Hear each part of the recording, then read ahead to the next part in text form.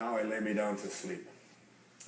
And it is about the most practical of all of the 5 Wishes Fulfilled foundations. This is something that you can do when the show is over, tonight, when you go to bed. In the book of Job, there is a very important statement. The statement says, in a dream, in a vision of the night, when deep sleep falls upon men while slumbering in their beds, then he opens the ears of men and seals their instruction. Your subconscious mind is most comfortable when you are unconscious. You are unconscious when you are in your sleep state. And in your sleep state, your subconscious mind is busy at work. And it's so important, I call it the last 5 minutes of your day. So you get into bed, every day you get into bed, you're getting ready to go to sleep, and you are now you're in that state between being awake and being asleep, where you're getting drowsy, and you are going to marinate for the next 8 hours in your unconscious, subconscious mind. You're preparing your marinade. And the question is, how do you want to prepare yourself for having your instructions sealed? Your ears are opened and your instructions are sealed. So most people use the last 5 minutes of their day as they're about to enter into sleep to review all of the things that they don't like, and all of the things that didn't work, and all of the people that hurt their feelings, and all of the stuff that is going on in their life that they wish weren't happening. This is their worry time.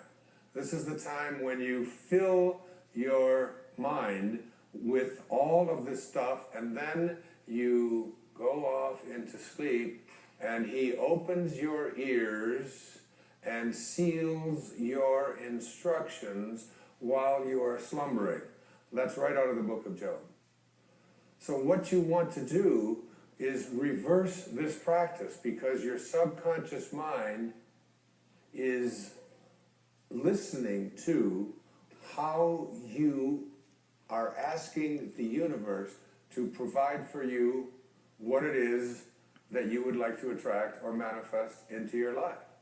And if you fill your subconscious mind with all of the things that you don't want, that you don't like, that make you unhappy, that make you depressed, that make you worry, then your subconscious mind, which is impersonal, and remember, it can't make a distinction between what it is that you are feeling as a result of what you place into your mind or what is actually happening in your life.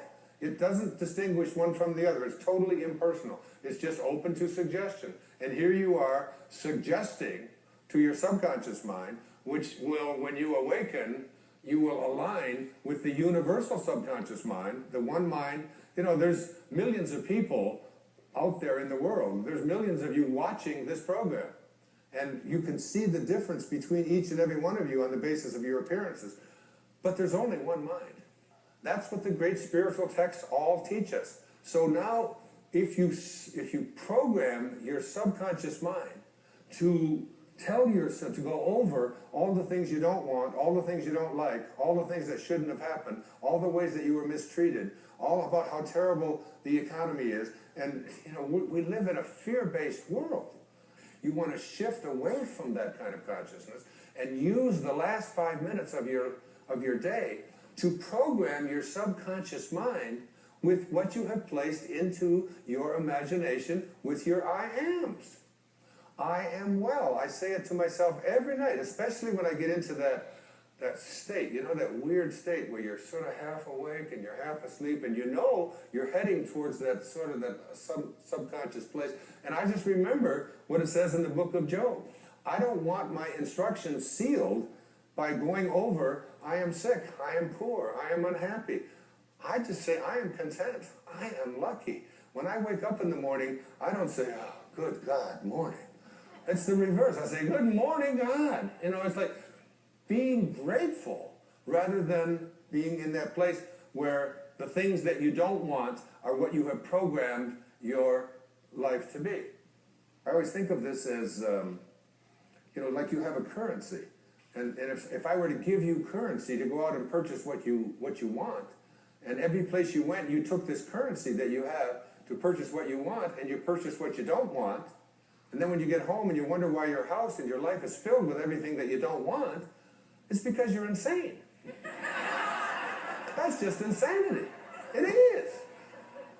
I mean, why would you take the currency that you have to buy what you do, that's there for what you do want, and spend it on what you don't want?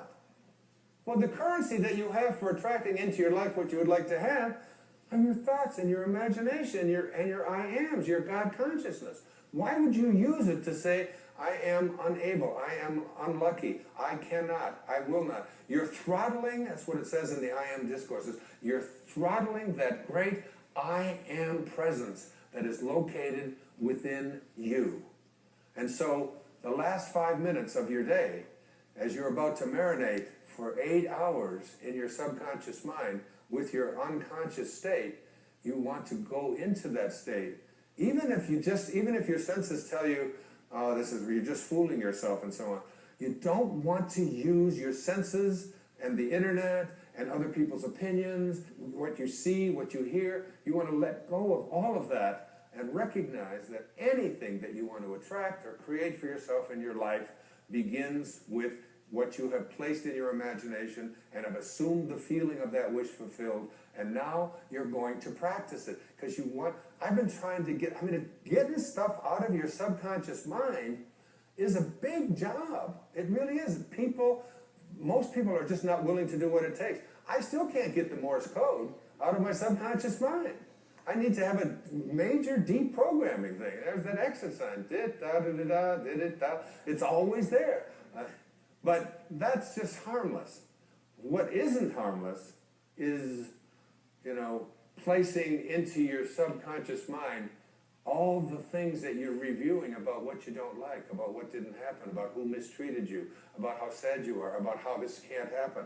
You are a creator. Neville put it this way. He said, the feeling which comes in response to the question, how would I feel were my wish realized, is the feeling which should monopolize and mobilize your attention as you relax into sleep. How would I feel were what it is that I would like to attract and create? And I don't care what it is, whether it's about the condition of your body, the disease state that you're in, the fact that you've been overweight for 3 centuries or 3 decades or whatever it is, the fact that you've been addicted, you ignore it. Even if you're drinking the coffee and doing the drugs and drinking alcohol or eating the sugar and so on, ignore what your senses tell you. Ignore what you see on the scale. Ignore all of that and say, I am sober. I am healthy. I am well-being. I am content. I am happy. I am perfect health. Because ultimately, that's how you will attract it. You have to be able to see the wish fulfilled already in advance and call those things which do not yet exist as though they do. Now, as I get ready to conclude